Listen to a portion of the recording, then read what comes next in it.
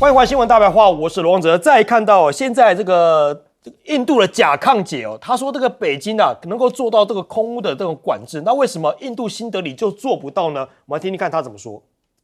United Nations calls clean air a universal human right. Yet in Delhi, clean air feels like membership to a club, accessible through money, geography, or luck. And it's not like there's no solution. Other cities have done it. Beijing has done it. So has Cairo. Even Indian cities outside the Indo-Gangetic belt have seen gains, but never Delhi. Delhi blames other states, politicians blame other politicians, farmers blame policy, and everyone blames the weather, as if nature is running some secret anti-Delhi campaign. Delhi does not have a pollution problem. Delhi has an accountability problem. 好，就这个空污的问题哦，印度的这个甲亢姐啊，要印度来学中国。另一方面看到的就是哦，这个巴基斯坦的海军哦，将在2026年要接收中国制造的这个潜舰。那这对印度来说是意味什么呢？现在有观察人士分析说哦，此次交付呢也显示哦，中方已经克服了潜舰建造的重大技术难题。那印度呢，在印度洋的主导地位呢，可能也会受到考验。那另外包括了像是无人系统啊、人工智慧啊、先进的电子战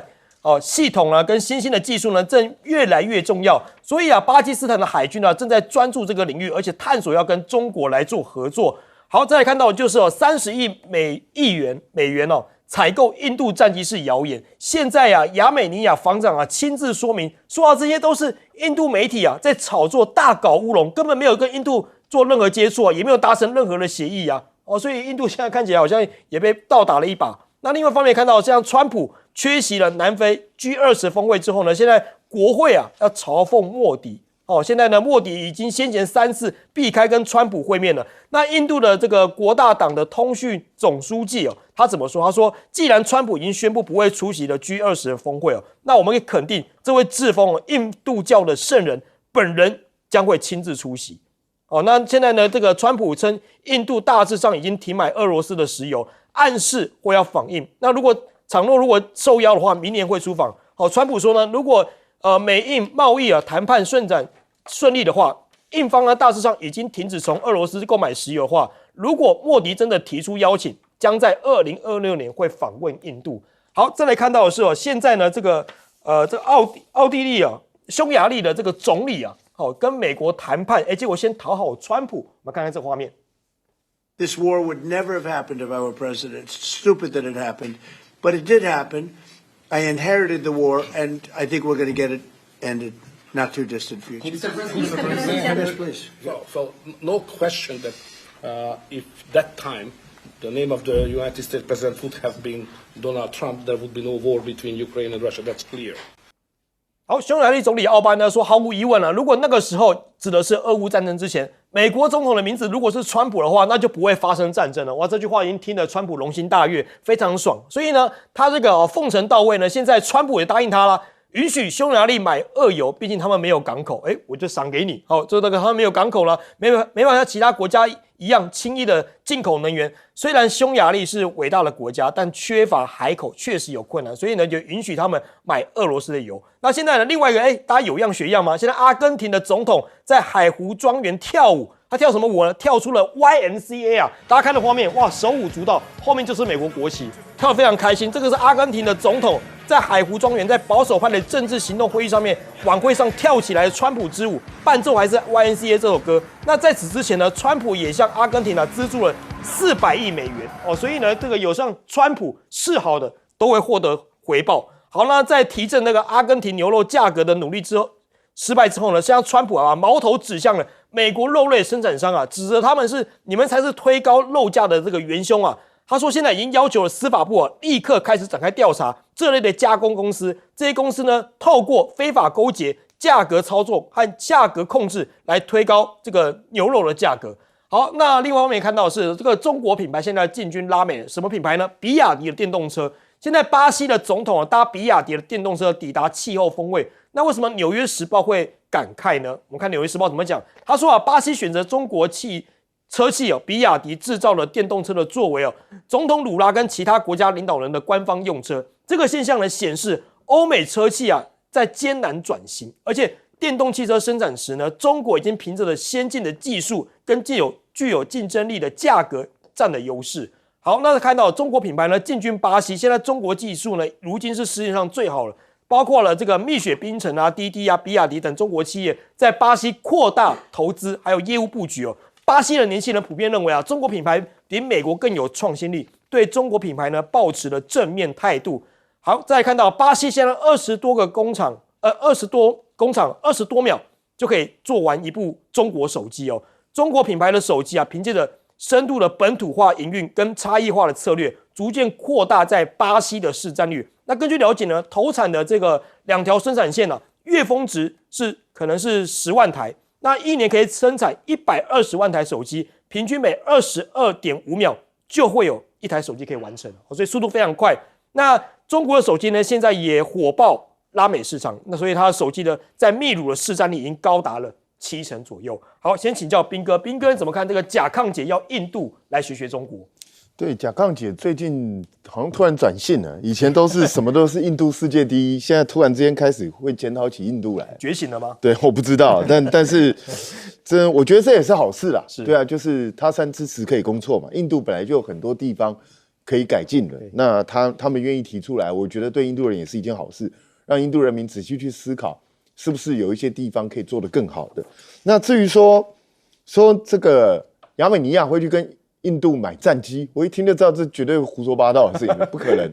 因为虽然他说要买的是这个苏凯30啊，但是苏凯30印度其实只是组装它关键的技术还引擎全部都是俄罗斯来的，所以他哪有资格去卖这个东西？他亚美尼亚如果真的要买，他去跟俄罗斯买就好，为什么要去跟印度买？舍近求远，这听起来就是莫名其妙。那当然，这本来是印度的媒体在吹嘘说印度制造。这个又在这个战功显赫，在国际上攻下一城，但是这个听起来显然是不太可能的一个事情哦。是，那我是觉得印度虽然一直以中国大陆为假想敌，他一直认为他自己能够追上来。那过去也曾经有人预测说，因为印度现在人口是世界第一嘛，对，那以印度的发展速度，它应该很快就会跻身世界前列，甚至是世界最强的经济大国，未来有可能。甚至还有预言曾经说，未来整个世界都是印度的，全部世界都印度的。对，那当然我是觉得这些预言是有点夸张，而且更重要的是什么？就是以印度目前现行的体制，如果不做重大的变革的话，老实讲，印度恐怕不见得会持续成长下去，甚至可能它的经济会开始收缩。是，其实很多经济学家都预测到这一点，因为印度表面上是一个大国，世界人口第一，可是实际上它内部其实分散成无数个小国，每一个地方的制度都不太一样。然后莫迪的号令其实也没有办法贯彻到整个印度去，所以在这种状况下，印度没有办法改变它的体制的话，它要追上世界各国其实是有困难的。现在当然因为它人口够多，所以它的经济地位现在也慢慢越来越高。可是问题是，它要持续下一步的进展，恐怕有它的困难度。那至于说，川普这个人就是喜欢人家捧他嘛。那实际上他也知道，你要完全禁绝匈牙利去买俄罗斯石油，对他来讲太困难，办不到。对，因为匈牙利也不是什么有钱的国家，然后你叫他舍近求远，不去跟俄罗斯买，去跟世界其他各国买，那就是让匈牙利的经济遭受重创，他也不可能去做这种事。所以我觉得川普去放过匈牙利，我觉得是明智的，因为你强人所难，其实对美国也没有什么太大的好处。那这个对美国未来去把他的手逐步再重新升为东欧，其实也是有帮助的。其实很多东欧的这些国家，并不是他真的多喜欢俄罗斯，而是因为西方过去一直没有给他好脸色看。那在地缘政治的关系上面，他也不得不去仰赖俄罗斯。可是如果西方能够给他伸出援手，甚至多给他一些帮助的话，他也不是一定要完全倒向俄罗斯的。我觉得这个川普自己可以去思考。那只是说，现在你也可以看到，中国大陆的品牌在全世界各地攻城略地，而且看起来成果是不错的，包括在欧洲，包括在巴西，它的电动车都获得了惊人的成长。是，那甚至最近我看到一篇文章写说，未来搞不好那个特斯拉会不再生产电动车啊，特斯拉不生产电动车，对，因为可能竞争不过中国大陆的这些电动车品牌，因为它的利润可能会越来越降低，那在价格上它又没有办法去跟中国大陆的电动车竞争，所以当然这会不会成真不知道，但这个一定对美国跟整个西方的制造业来讲是重大警讯，是因为他们如果还用过去的方式去思考去生产的话，那他们恐怕真的会竞争不过中国大陆，那他们必须要想出一个新的方法来，欧洲才能跟美国才能保持竞争力。好，请教李大中老师。对，因为这个匈牙利总理奥班跟川普啊，这个相谈甚欢哈，所以这个场面其实大家不陌生哈，因为从川普2.0到现在，的确很多国家哈，可能蛮多的，对川普就是应该是说想办法去，有人说是奉承，对。有人说是投其所好，那这里面呢，匈牙利算是成功的。我们刚刚看到画面里面，因为川普讲过好多次，假设他是当美国总统那时候，俄乌战争打不起来，那这个匈牙利总理奥班不是一个怎么讲政治的新人哦，他是常青树，在匈牙利已经是5任的总理啊，老江湖了，老江湖非常懂，所以他马上附和。所以这一次大家最意外的地方是啊，川普说我理解你是内陆国哈，所以你的能源进口成本比较高哈，所以我们豁免你1年，因为川普到处讲说大家不要卖这个能源给俄罗斯，是对中国大陆施压，同时当然是更对印度施压，但匈牙利展现出高度的一个同理心啊，我知道你的状况，你们很辛苦，豁免你1年。当然，匈牙利也是投桃报李，说我还会买更多的以后的美国的能源产品等等。那为什么哈这个匈牙利在能源上这么依赖这个俄罗斯？其实没有办法哈，因为它的地理的环境就是如此。它天然气大概有80%多靠俄罗斯，那石油60%多哈，还有核能的燃料可能大部分就是靠着俄罗斯。所以过去在欧洲内部包括俄乌战争爆发之后，其实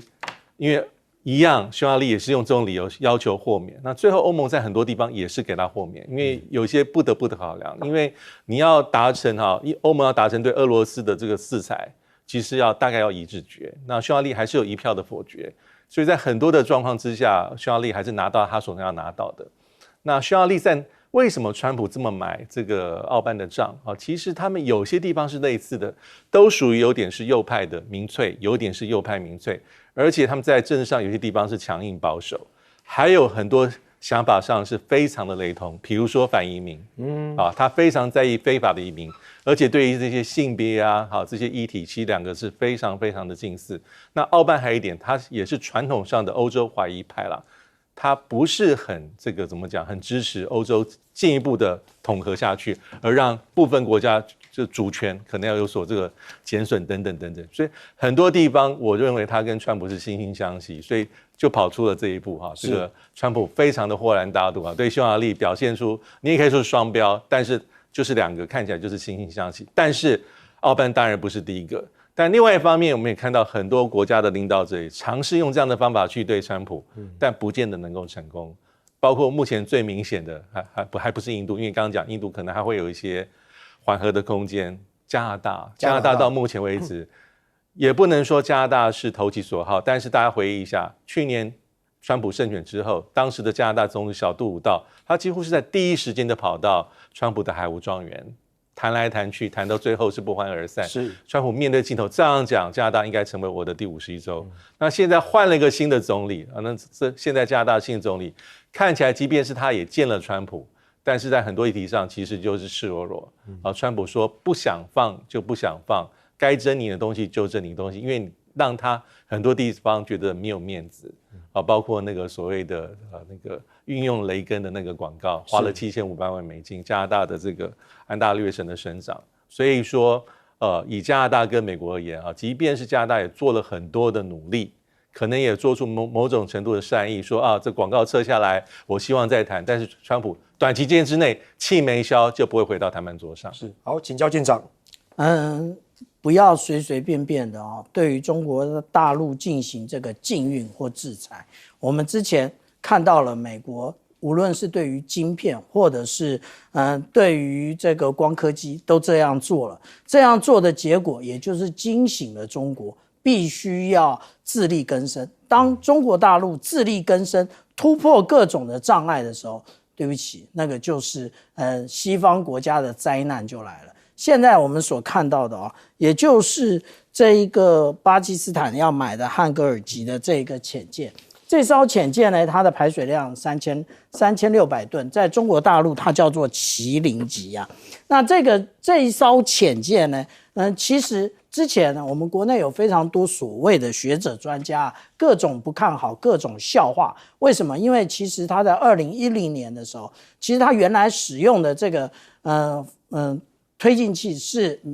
德国的 MTU 引擎，可是德国开始对于中国大陆禁运，也就是制裁。可是你这又惊醒了中国大陆，中国大陆现在开始自制这一种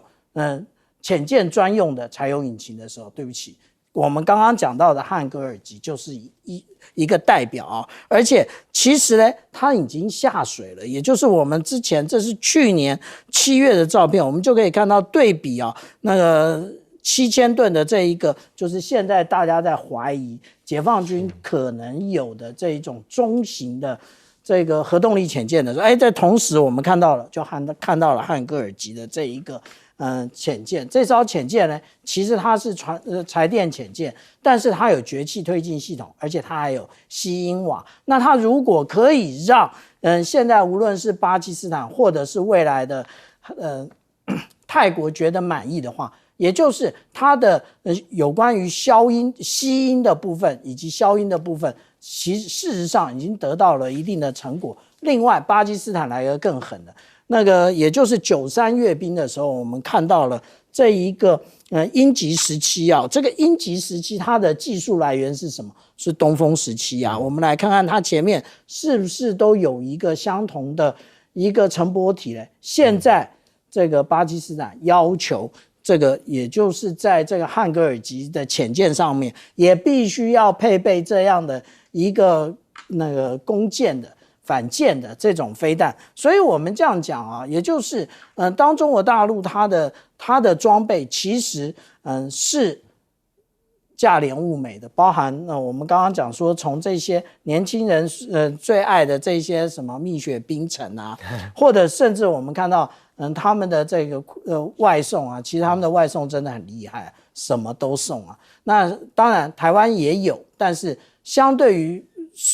运送的速度以及品相的话啊，我们看到的美团啊，或者是饿了吧，这些其实都是赢过我们国内的厂商的。我们国内需要继续加油，同样的海鲲也要继续加油，要潜得下去才行啊。好，我们休息一下，广告回来继续讨论。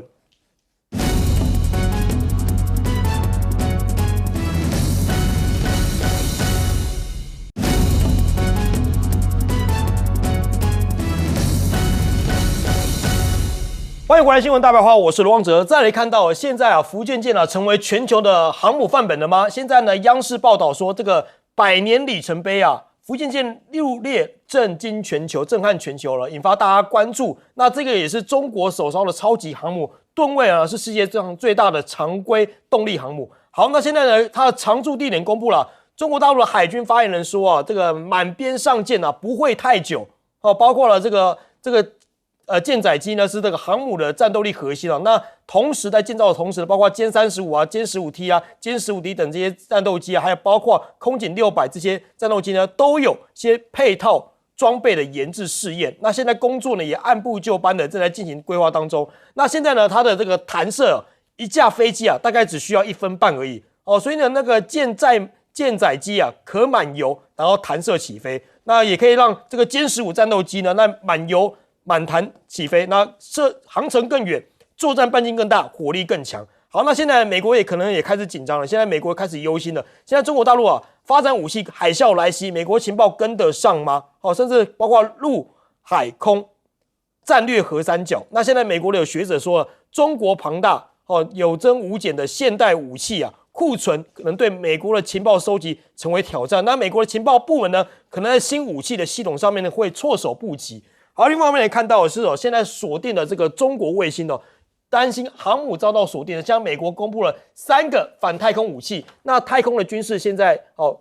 军事化升温，现在打出这样的情况。那五角大厦呢正在跟这些部署2款新型的软杀伤的反卫星系统来锁定中国的卫星。好，另外一方面也看到现在波音又出事了，我们看这个画面这个是美国的这个货机坠毁导致14人死亡。那美国的这个运输的安委会呢调查这个人员纰漏，出事的货机在起飞滑行跑道的过程当中呢，突然左翼燃起一大团火光，那左侧引擎呢跟机翼脱离，那机师在驾驶的过程当中呢，这个铃声大响25秒之后，试图控制，但是飞机大家看画面还是仍然落地，所以造成了14人死亡。那目前已知的事故机是1991年交机了，机龄34年，曾在德州的一家维修厂大约大修6个星期之后呢，直到10月中才出厂做执行的服务。那现在呢，这个波音的这个情况，现在美国2家货运航空还接受波音建议停飞麦道11型的这个货机美国联邦快递公司呢跟美国联合包裹运输的服务公司宣布接受波音建议停飞各自旗下的这个麦道11型的货机。好，那现在印度航空呢之前这个造成241死亡的这个坠机事后呢，现在暂停3架波音飞机的营运来做全面性的调查，所以呢，这个等于是在动荡了几个月之后呢，发生了4起的大事故。那波音的效应呢，现在也出现了吗？现在包括乌兹别克还有塔吉克等2家国家的这个航空公司本周宣布要订购这个波音飞机总订量数为22架。那这些订单也象征美国对波音飞机的承诺，而且这个订单呢，2份订单呢均在 C5+1 的峰会上面签署。可是像波音不只要做这个货机或是客机等等，现在连战斗机都要出现了吗？波音公司呢已经开始建造 F-47，就是美军的第6代机，也是下一代空中优势的战机的中标机型目标是在2028年要进行首飞。那个 F-47的具体的单价呢还不明确，但是根据美国的这些空军的军官表示哇，非常高，这个每架的价格要3亿美元。3亿美元是单价 F-35价格的3倍。那你现在看中国大陆的包括歼36、歼50已经在秘密试飞了。现在川普急需要靠波音制造第6代的战机来迎头赶上。好，先请教彬哥，彬哥怎么看这个福建舰的情况？福建舰成军当然对中国大陆来讲又往前迈进了一大步，而且过去它的这个航母只能滑跳起降，所以它不能满油满弹。那这样子对它的作战半径也好，整个火力的打击也好，当然是削减很多。是。那现在在这个福建舰上，终于可以靠电磁弹射，那当然它的战斗力就大幅增强。而且这个福建舰的电磁弹射，它居然是大到预警机、小到无人机，它全部都可以弹射。所以这个变成以后福建舰的任务可以非常多样性。这个对它的竞争对手来讲，当然会造成重大威胁。所以美国一定会密切关注福建舰的整个进展。那我们现在也在看它这个歼35，它如果入列的时候，它在航母上起降的状况，还有形成的战斗力到底会如何？那对中国大陆来讲的话，它这几年感觉上就是军武大爆发，各种各样的新式武器层出不穷，而且进展速度非常非常的快。这个对美国来讲，当然会形成很大压力。那他们也试着想要在各个方面去反制，比如说在太空上面，他们现在新发展的这2种手段，其实就是用干扰卫星讯号的这种软杀伤的方式，想要让中国大陆的卫星失去作用。那这个他们应该是已经快接近成功的边缘了。那实际上中国大陆也在研制类似的东西，双方其实都知道要在战争如果真的打响的时候，干扰对方卫星是非常重要，因为先把对方打瞎了，你接下来就很多事情就比较好操作，不会被人家看得一清二楚。那至于麦道11这个货机我其实都很讶异，它到现在还在飞，因为当初这个货机出来的时候就卖得不好，大家就对它的整个设计整个诟病连连，所以它总共只卖了200架，然后后来卖到结束了，还波音接手又制造了一些，然后就没有再卖。那到现在已经30几年了，这个飞机还在飞，所以这次出了这个事故，很明显的看起来是维修的，这应该不是人，就是机组员的疏失，应该是在维修的出了什么状况，因为怎么会整个引擎直接掉下来？操作失误了，这应该不是操作的问题所以我觉得这个飞机完全停飞是对的，对啊。但是问题是，波音这几年真的出了事故出的太多了，对，就是各种各样莫名其妙，什么半空中门飞出去的什么奇奇怪怪的事情，还要建战机，有可能是有可能因为波音就是美国最大的航空公司之一，航空制造商之一你不给他做也不行那可是问题是，就是波音第一个在全世界范围内，现在大家对它的制造能力还有维修能力其实是普遍存疑的。然后它的设计到底是不是有重大缺陷，其实大家也在诟病。那你说中亚这些国家虽然跟美国下了订单，对，可是你看哦，总共这么多国家加起来不过才22家，中国大陆一个国家买都不止220家，但是中国大陆现在跟美国战成这个样子，它未来还会不会继续买波音？会买多少？其实都是大家很关注的。那至于说 F-47现在造价如此之高，要达到3亿美金一架，对，好贵如果真的价格这么高的话，那美国势必不可能用1:1的方式去替换现有的战机。那请问一下，这个战力的空窗要如何弥补？而且它到底是符不符合未来战争所需？其实现在一直有一种论战，就是未来的世界真的还需要有人战机吗？是不是用无人战机会更好，会更有效率？其实这些都是要看未来的整个人类的发展走向。好，请教舰长。其实我们刚刚讲到说，福建舰已经成为了这个全球航空母舰的范本，但是这个范本很难追求。为什么？因为航空母舰打击群除了航空母舰之外，它还有整个打击群的部分。打击群不是你造的船的吨位大就可以了，你上面的各式武器，也就是我们所看到的中国大陆055万吨驱逐舰，以及那个052D 7500吨的这个飞弹驱逐舰，那其实这个都是必须要跟得上，你才能够制造这个航空母舰啊。但是中国大陆所建构的这一个标准是什么？也就是电磁弹射系统未来可以弹射那个歼35的5代逆中战机。这个标准，对不起，美国到现在还不能达到，因为也就是美国它的一个福特号的航空母舰，目前来讲，它只能够小规模的弹射，可是它不能够直接的投入这个服役，也就是福特号弹射 F-35，而且我们现在看到的是什么？中国大陆它的论文已经在论证如何基于直接力的飞翼布局舰载机的一个精确着舰的控制，这是什么意思啊？这也就是他们已经在讨论如何的让6代机可以降在这一个中国大陆的航空母舰上，也就是他们现在已经在论证这个，而且他们论证的过程当中，以他们的降落来讲，他这里虽然画的很简单啊，可是他的论文中间，他讲到说他们的误差是以公分级所创造出来的，所以现在我们看到这一个速度，中国的这个速度其实跟闪电一样，美国它跟不上，那而且呢，它跟不上也就算了，还碰到这种总统级的军盲，他还要把这一个电磁弹射改为蒸汽弹射。其实川普真正不晓得，也就是电磁弹射这本身是一颗科技树，它可以做很多的一个武器的投放。例如说，我们来看中国大陆的论文，他们未来的飞弹要用这一个也是用电磁来做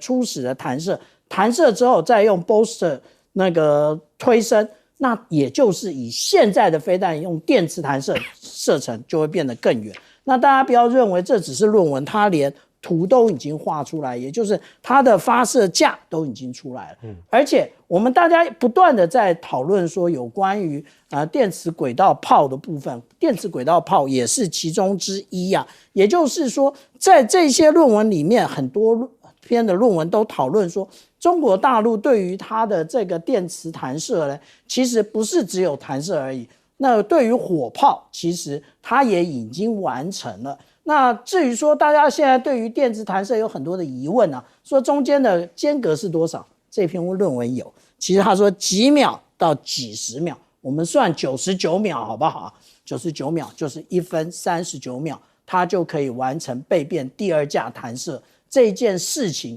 美国美国海军的航空兵看了应该流口水。好，请教李教授。对，有关于这个美军的第六代战机嘛，因为目前当然我们知道说波音这几年波音737 MAX 还有最近刚讲的这麦道11的客机有一些状况但是理论上应该还不至于对6代机有太直接致命的影响因为主要是这个波音在这个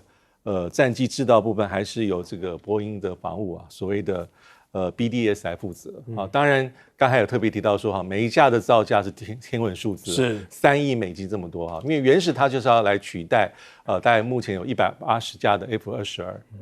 但是它也承载了好多这个美国空军还有美国政府对它的一个重大的付托。那其实它是整合在一个叫做 NGAD 啦，下一世代空中的优势计划里面的这个有人机叫做6代机，那还有所谓的无人机，还有先进的这武器系统，有新的这直管通信系统。那至于为什么是 F-47第6代战机这个名字，大家应该还有印象，是今年3月份的时候，川普政府公开宣布的。那由波音防务拿到这个主要的合约，大概几百亿美金未来大概还有更大的一些订单跟合约在里面。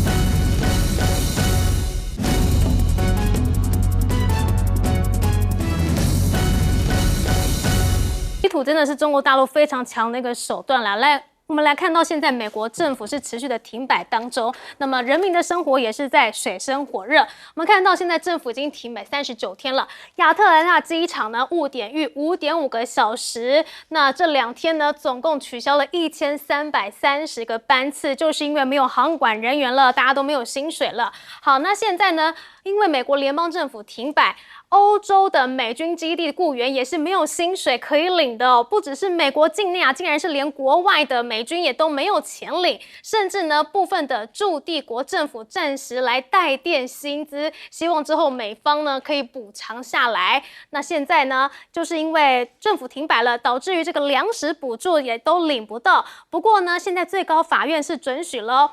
美国的最高法院7日裁定说，允许川普政府能够暂时扣留约40亿美元的资金，可以用在原本11月全额补助的补充营养援助计划。但是民众已经等这个食物的援助计划等了好久了。现在呢，这个 SNAP 计划呢，覆盖大约是4200万人，其中大多数都是收入低于贫困线，数千万人是再次濒临断粮。而白宫的经济顾问哈萨特也说现在政府停摆已经开始对经济造成了冲击。这个政府停摆已经破纪录的长了，那现在这个两党有没有打算要解决呢？我们来看到川普他现在是出招咯。美国议员们呢是在周六齐聚讨论预算案，希望能够达成共识，解决僵局，但是最后还是没有进展。共和党跟民主党团是围绕平价医疗法而起的争端迟迟未解，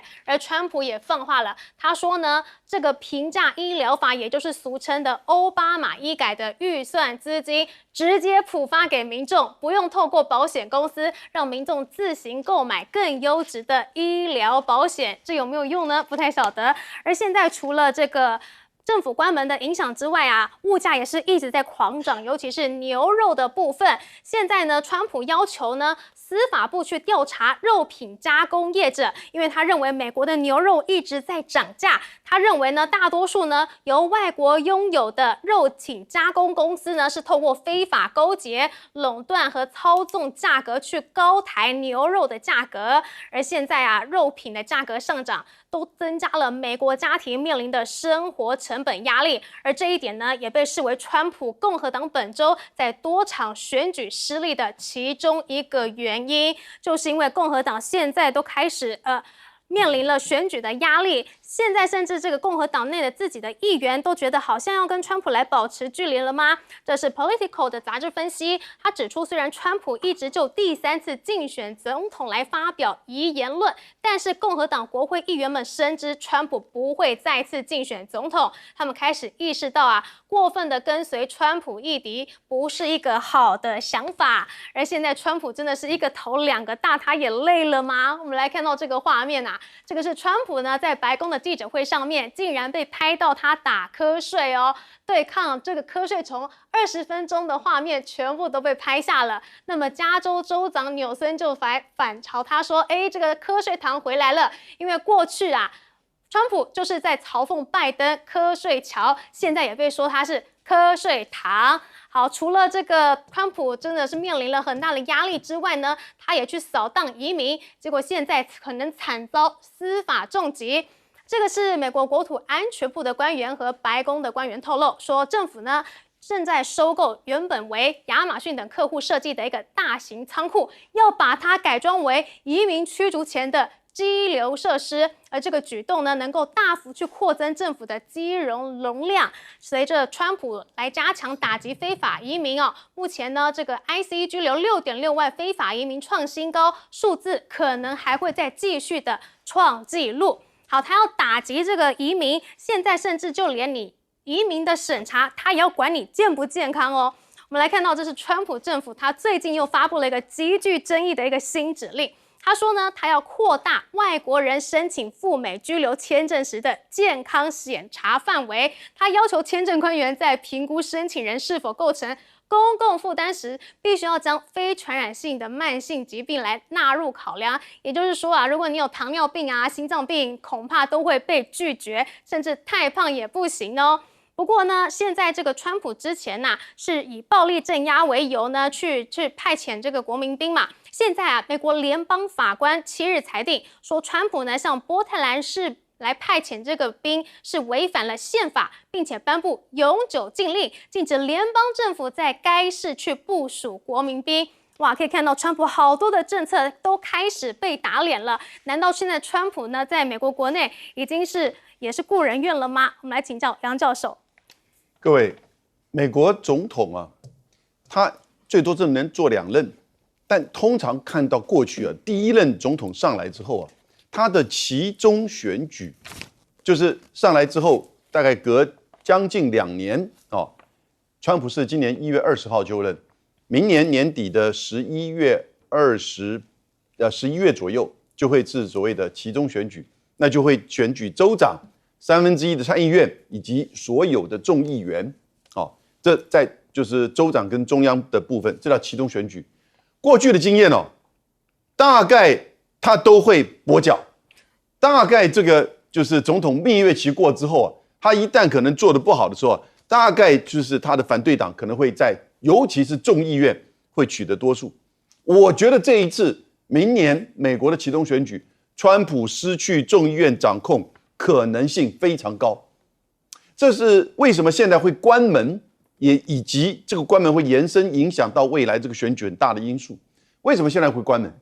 美国的财政年度是每年的10月1号到隔一年的9月30号，它不是从1月1号到年底，它是从10月1号开始。日本、韩国是从4月1号开始，所以每个国家不一样。所以在9月30号之前呢，它是新的隔一年的那个就是所谓的拨款法案，就政府的这个预算。参议院、众议院都必须要同意，总共有12项，其实内容很多。那如果说它有1项或2项不能通过，它都会通过一个临时性的这个拨款，然后呢就可以不用政府关门。但是你就看到了历史上就好多次，川普现在已经是第3次碰到，而且通常大概1个礼拜、2个礼拜，大家会去协商一些问题，会让这个政府的预算能够赶快拨款，因为影响到的好多人，尤其是影响到公务员，甚至影响到美国的军队，这次都影响到，而且这一次最长，已经将近40天了。那为什么这一次影响很大呢？因为民主党说你共和党要砍掉那个奥巴马健保，就是 Obamacare， 也就是他针对这一些低收入户，还有部分的自雇商，你可能可以采取比较少的保费。那川普很不喜欢，要把这个给拿掉。他7年前就要拿掉，但这一次他就是坚持要拿掉，坚持拿掉会造成大概起码可能800万到2000万人左右会从保费，比如说300块一下子增加到1500块美元，根本就不可能，就没有。而且这个本来的 Obamacare 不是像我们的全民健保涵盖范围很广，不是只有一些最基本的，比如说看牙齿它就不包含。那因此呢，这个是民主党说这个不能退让，这个一退让它在城市里面这些，尤其是通常认为拉丁裔跟非洲裔的，通常是支持民主党，就可能票会跑掉，会失望。然后呢，民主党也对于就是说政府的行政权力，因为他们认为川普的权力扩张太大了，现在在最高法院正在讨论这个关税的问题，看起来最高法院的大法官对于总统的扩权是有一点疑虑，因为你影响到国会的权利，所以美国一直都会有这种 check and balance， 也就是说这种所谓的制衡的力量。而且这一次川普实在是这上来之后啊，太离谱了。就你光是看他全球的这个对等关税，你不觉得很离谱吗？全世界大概也只有少数国家敢反制，中国敢反制，巴西敢反制，然后呢，加拿大跟墨西哥敢跟他对抗，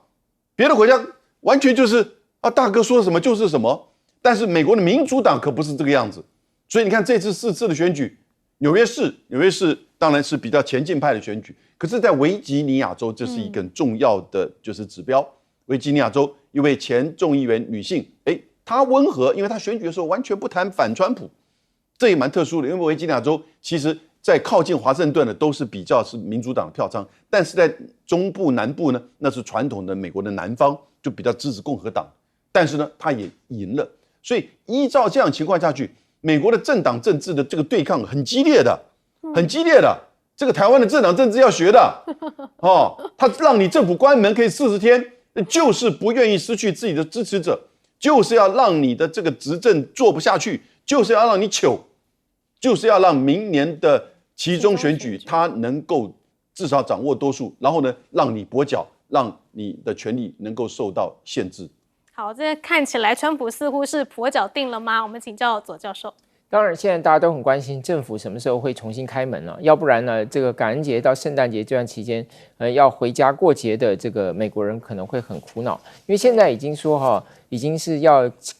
停开这个1500班次，然后呢有6000班次呢是受到这个延误，而且延误的这个时间有多长呢？平均超过200分钟。这是非常可怕的事情。那如果到这个情况如果政府没有开门，到11月14号会这个要砍掉的航班会高达10%，现在只有4%哦。所以当然这个问题大家现在都在等着看，说这个问题这个政府关门的问题要怎么解决。现在据说现在这个不是据说了，就是新闻报道，就是现在美国国会正在整个周末都在开会，从礼拜六礼拜天要解决什么问题呢？第一个，是不是可以有这个小巴士 mini bus 的这个方法，就是把大家没有争议的部分先让它过关，先让它可以恢复。比如像这个航空管制的问题，它其实航空管制的问题是非常严重，因为第一个当然就不只是班次的问题，而且很多在飞行的这个人或者在航管的人他是超工时的，这个其实都会带来很隐藏的这个风险啊。所以他就说现在是不是把没有争议的部分先让它恢复，不要说因为有争议的部分就卡住所有，这当然是第一个双方在讨论的。但是呢，是现在双方还有一个结没有过去，就是民主党要求说你一定要把这个 Obamacare 啊，就是这个健保一定要展延1年才可以让你这个重新开门。那共和党说你先让政府重新开门，我们再来讨论这个所以两个看起来还相持不下。那川普呢，看起来是自私一分，越搞越麻烦。为什么？因为川普就坚持说，一定要共和党的这个参议员呢，去终止这个所谓的冗长辩论规则。因为本来美国的冗长辩论规则是说，你必须要超过3/5的人投票才能够停止辩论。那因为共和党虽然是多数，但他没有3/5，所以过不去。但他可以用1/2去修改这个规则。可是刚好现在的这个多数党领袖，他原来在竞选多数党领袖的时候，他就是反对的，所以他为了个人的这个信用，他是没有去推动这件事情。虽然川普就不断的施压，所以现在看起来就整个完全3方打劫。川普没有提供任何的帮助，然后这个民主党跟共和党仍然卡在那里。那当然，我觉得唯一最有可能是不是就是小巴士先通过那就解决多数的问题，然后把那些核心的问题再慢慢去协商。但整体来讲，其实现在的这个政府关门真正受到伤害的，如果两党比较，当然就是共和党嘛，因为你共和党执政嘛，然后你这个问题是已经影响到很多人的生活，比如像这个刚刚结束的这个在维吉尼亚州这个纽泽西州还有纽约市的这个选举，他现在看到不只是说民主党获胜了，因为你说像纽泽西州，像这个维吉尼亚州，民主党当选的这个时间也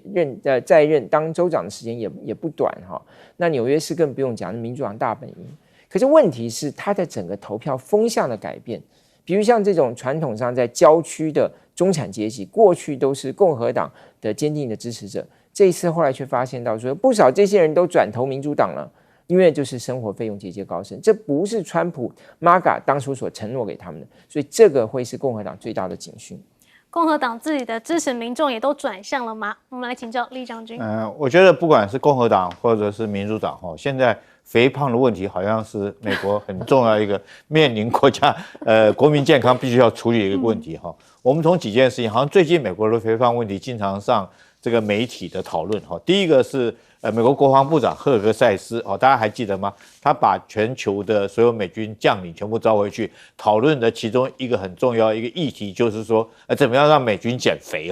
你太胖的人不能继续再当美军，这是第一个。第二个来讲我们前2天看到美国这个总统川普以一个总统居然去把管减肥药，把所有的这种2个药商的巨头叫来这个要求他们将减肥药降价，从1350块砍到245块。这个诺和诺德公司的 CEO 当场昏倒，我想大家还记得那一幕是不是这个药价被砍太多了，他没有利润，当场昏倒。那第3个就是现在来讲，川普又提说是移民的人不能太胖，我们不得不，原来大家是不能够把它当做一个八卦来看，我觉得这肥胖可能在美国确实是一个很重要的问题，因为我们都知道，如果说是太过于肥胖的话，可能会影响到心血管的疾病可能会影响到新陈代谢的疾病。那我们现在回头再看美国这次的政府来讲，由于政府停摆造成这个美国老百姓这个不能领取这种所谓的这个食品的这种救济品有将近多少人呢？有将近4700万人呢。美国我们很难想象说，一个美国这么强大的国家，它居然有12.9%的人生活在贫困线下，他必须要领取这些食物营养。大家要知道，我以前曾经有一篇报道讨论过，这个在美国来讲，他们肥胖跟这个他们的贫富是成相等比例的，就是越贫穷的地方，它的肥胖人数会越多。后来他们分析道理是说，因为在贫穷的地方来讲的话，他们可能就是不容易吃到那种健康的食品，只能靠垃圾食物来补充它的热量所以造成它这个肥胖过重。所以我觉得这是美国现在所面临的问题啦。那当然后续来讲，我们看到这个，我认为川普自己本身好像他也不是很好的身材嘛，以他这种79岁的年纪来讲的话，他现在这种身材应该这个也超过 BMI 的一个标准指数尤其是他现在也在打瞌睡。那当初他以这个嘲笑拜登说他是瞌睡乔，现在来讲的话，他也同样被人家用同样日语来做讥笑。那在这种状况下，你难道还要设法去选第3任的总统吗？这确实是让这是美国的民众来讲，必须这个要面对一个很尴尬的一个话题了。而且川普自己也是非常爱吃麦当劳啦。好，我们接下来看到中国大陆呢是已经进入了3航母时代。现在呢，中国大陆的军方确认了这个福建舰呢未来将会常驻在3亚，而什么时候这个舰载机会满编呢？中国大陆的解放军也说，相信不会太久。而现在央视呢也特别介绍了这个空警600。舰载机的一员，他说这个研发团队呢给他起了一个形象昵称叫做哪吒，而且呢，开发人员介绍说它不同于歼 15T、歼35的机翼垂直折叠，这个空警600的机翼能够扇形折叠，看起来就像是在跳舞一样。因为它是一个预警机，所以它必须要有很大的雷达，所以才造成这样子的一个特殊设计。好，不过呢，这个空警600呢是谁去研发的呢？哇，现在是说了，这个是刚满27岁的刘泽华，他从2023年入职呢，就参与进了空警600的研制，而2年的时间呢，他就已经成为了总师助理哦。另外这个福建舰的设计团队呢，也报道说都是以80后为主的，整个团队都是非常的年轻哦。而现在福建舰为什么会被全球给关注呢？也盘点出了它有几个第一。首先呢，它是第一艘完全自主设计建造的航母，而且它也是全球第一艘综合电力系统航母，并且呢，它是第一艘5代电机磁弹射航母，从冷态启动到全功率运行呢，仅需要15分钟，而且它也是第一艘氮化镓雷达预警机航母。空警600的氮化镓双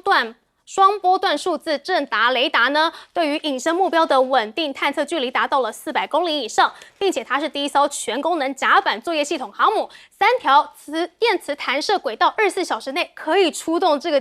舰载机是160到180架次，而且呢，它还可以实现航母作战体系超饱和，复合打击模式呢，使攻防半径超过2000公里，而它进入了3航母时代，拥有常态化远洋存在的战略底气。不过说到这个电磁弹射啊，其实之前川普是非常嫌弃的。他认为呢，这个是很多的 bug， 但是啊，根据美方的公布数据呢，实际航母试验过程中呢，连续弹射无故障次数呢，仅达到要求的1/10，而这个福建舰使用的电磁弹射装置能量的利用率可以达到70%至80%哦，福特号仅有60%到70%，也难怪为什么它能够就是超越美国的舰艇吗？不过我们来看到，继福建号之后呢，难道接下来中国大陆就要去发展这个核动力航母了吗？军事专家说呢，接下来还不急啦。大陆呢，下一代的航母排水量将达到10万吨以上，但是短期内呢，仍会去优先发展常规动力航母，而并非是核动力航母的。不过呢，美军呢现在也是积极的在提防哦。CNN 就指出啊，过去5年来，中国已经大规模的扩建导弹生产相关设施，这个建筑面积呢是达到了逾200万平方米。而这不断扩张的设施当中呢，出现了武器研发的相关新塔楼、掩体还有护体，在某些情况下甚至可以去看到导弹内部。那现在中国大陆的武器开发啊是如海啸般来袭，那美国能不能够跟得上呢？现在啊，我们可以看到这个是中时的报道，说呢，中国已经将武器发展计划扩增到了令人惊叹的程度，大量推出新型导弹啊、地面战斗系统，还有舰艇，并且大幅扩充陆海空核武发射平台，全都到位的战略核三角。好，现在中国的实力大家都看到了，那么美国似乎也有所警惕喽。传出啊，这个关岛要拼成为美国的第51州，为什么呢？因为其实关岛啊，现在虽然是美国，但是它并不属于美国本土，居民也是没有投票权的。但是《华尔街日报》报道，就是现在美中的竞争加剧，所以美国是积极的将关岛打造成一个太平洋安全战略枢纽之际。关岛的居民也掀起了一场可能影响美国在该区军事战略与外交立场的定位运动，是成为美国第51州还是独立建国呢？最重要的是啊，这个如果只要在关岛成为第51州的话，就代表说攻击关岛就等同于去攻击美国本土，这是不是代表说呢，在中国大陆的崛起之下，美国真的担心了呢？我们请教杨教授。各位，在11月5号，大陆习近平主席就等于是正式的主持福建舰的入列服役的这个仪式。可是各位知道吗？其实同一天呢，不只是福建舰，总共有包含7艘大陆的海军的水面舰、福建舰，还有呢1艘075的2栖攻击舰、1艘055的大驱、2艘052D 的驱逐舰。1艘903A 的综合补给舰，1艘远洋侦察船。总共中国大陆现在海军呢，大概有357艘水面舰，中间大概超过140艘的150艘是作战舰。那这已经总数超越美国的海军了，而美国必须要部署7大洋，全世界超过750个海外的基地，中间海军基地基本上其实要占1/3，所以以现在中国大陆的军舰，尤其大概都是这15年来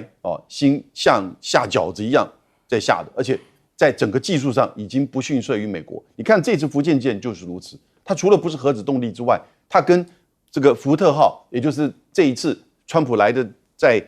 日本他所登上的那艘航空母舰，其实相距不是也太远，那只不过是在就是吨数上，一个是10万吨，一个是8万吨，但是呢，在电磁弹射上，它比福特号还要厉害，因为歼35就直接在福特号在这个福建线上面做弹射成功，而美国的 F-35还没有办法这么做，所以在武器上其实至少在这个区域西太平洋，我觉得中美之间的军力平衡现在已经很清楚，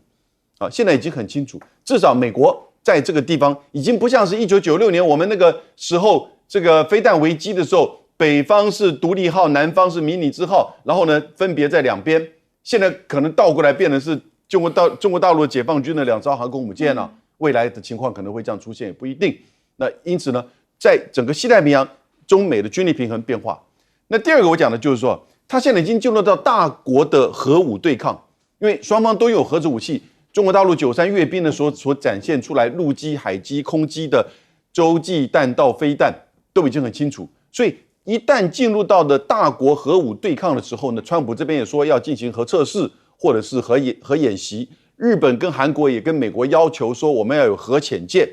这个态势已经很清楚了。大国核武对抗有3个东西，第一个军事竞赛，第二个会避免直接的交战，因为会变成核武大战，第三个延伸出来的可能会增加代理战争。各位有没有听懂？美中现在如果变成大国核武对抗，军事竞赛是一回事，那他们会避免直接交战呢？所以一大堆人说啊，美国会军事来援助台湾，在大国核武对抗的逻辑之下，这个会避免的，不会出现的，但是呢，会去专注在一个代理战争。我们会成为战场。会不会成为？大家就要敲敲桌子了。好，我们先休息一下，待会回来。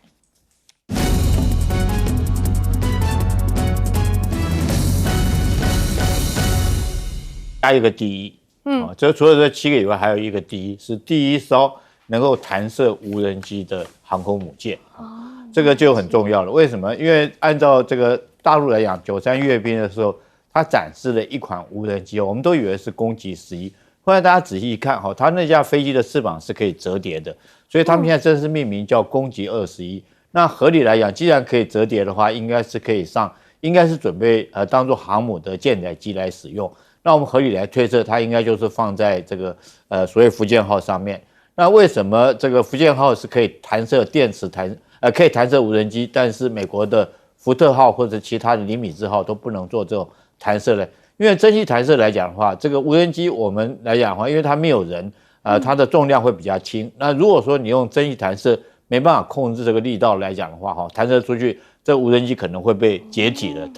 力量太大把它弹散掉了。那电子弹射它的优点就是它可以控制力道的大小，重的像空警600它可以弹射，轻的它也可以弹射无人机。那弹射攻击21这款无人机在海战的时候有多重要呢？第一个来讲，它当无人，又是隐身式所以为什么我们后面有讲它的这种飞行距离可以到4000公里，也就是它攻击距离可以到这个200公里那么远。那一般美国航空母舰如果按照它舰载机 F-18的话，大概了不起，大概400-500公里是它的作战半径。但是如果用无人机的话，我可以就深入到2000公里之外，就对你来实施打击。这也就是为什么这次的这种福建号航母会选在11月5号实施成军典礼。11月5号是什么日子呢？大家都在推测原来大家推测是不是在这个10月1号或哪一天？11月5号是1960年的时候，大陆第一枚这个弹道导弹叫东风1号试射成功的日子。从那天开始，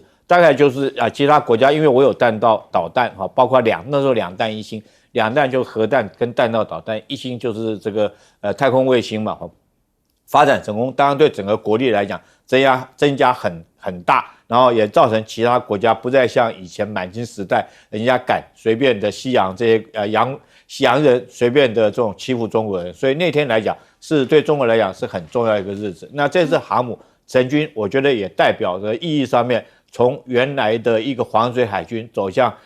近海海军，现在走向远洋海军的时代到来。所以我觉得福建号成军对这个大陆来讲是一个跨时代一个进步，也代表中国的海权时代即将来临绝对不是在像以前只有英国啦、美国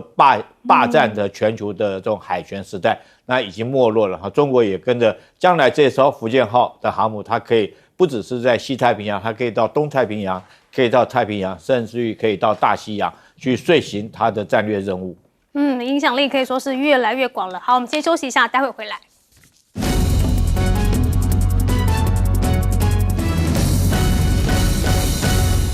现在你可以看到这个就是福建舰呢，它是在这个以三亚为它的基地，所以就可以看出来它未来主要的目的呢，它主要的目标对象呢，还是在第一岛链、第二岛链特别是第二岛链哦。那因为它这边主要是针对南海，然后从南海出来，当然从第一岛链就穿过第一岛链进入第二岛链，所以它未来会不会在这个台海战事上只投入这个台海战事呢？一般的推测认为说，它主要还是最有可能的路径是移动到台湾的东边。等于是阻挡这个可能前来驰援台湾的这个美军的这个舰艇，所以大概是未来它的一个路径会是这样子。那当然，虽然它的这个设备是它这个电磁弹射，当然是非常先进的一个设置哦。